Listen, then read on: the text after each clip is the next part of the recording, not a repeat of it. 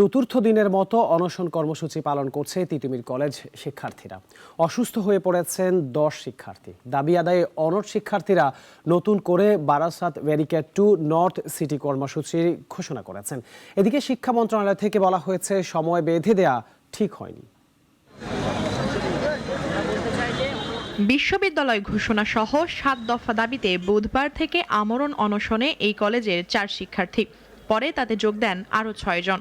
চলতে থাকে সড়ক অবরোধ করে বিক্ষোভ। আর শুক্রবার রাতে সংবাদ সম্মেলন করে জানিয়ে দেওয়া হয় নতুন কর্মসূচি। শুক্রবার রাতে রাস্তায় নেমে আসেন হলে থাকা নারী শিক্ষার্থীরাও। এর আগে শিক্ষা মন্ত্রণালয়ের যুগ্ম সচিব মোহাম্মদ নুরুজ্জামানের আশ্বাসেও আন্দোলন প্রত্যাহার করেনি এসব শিক্ষার্থীরা।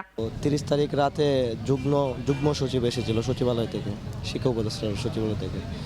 তো উনি এসে আসলে আমাদেরকে সদুত্তর দিতে পারেনি, যে কারণে আমরা এবং আমাদের যে ভাইয়েরা আছে তার কথায় আমরা নির্ভর পাইনি। যতদিন পর্যন্ত আমাদের এই দাবি আদায় না হয় ততদিন পর্যন্ত আমরা আমাদের অনশন চালিয়ে যাব। শিক্ষার্থীরা সংবাদ সম্মেলনে শিক্ষা মন্ত্রণালয়ের দ্বিচারিতার অভিযোগ তুলে ধরেন। 5 আন্দোলন হয়েছে, 14তে আন্দোলন হয়েছে। 14 আন্দোলনের পরিক্রমায় তিতুমিরের আন্দোলনের পরিক্রমায় কিন্তু ইডেন কলেজ এবং বাংলা কলেজ আন্দোলনের নামে বিশ্ববিদ্যালয়ের জন্য। তবে আন্দোলনরত শিক্ষার্থীরা জনদুর্ভোগ ও বিশ্ব ইজতেমার কথা মাথায় রেখে শনিবার সকাল 6টা থেকে বেলা 11টা পর্যন্ত আন্দোলন শিথিল রাখার সিদ্ধান্ত নেন। বেলা 4টা পর্যন্ত আলটিমেটাম দিয়ে শিক্ষার্থীরা বলেন, এই সময়ের মধ্যে রাষ্ট্রীয় স্বীকৃতি না আসলে বারাসাত টু নর্থ সিটি কর্মসূচি পালন করবে তারা। এই কর্মসূচির আওতাভুক্ত থাকবে সড়ক ও রেলপথ।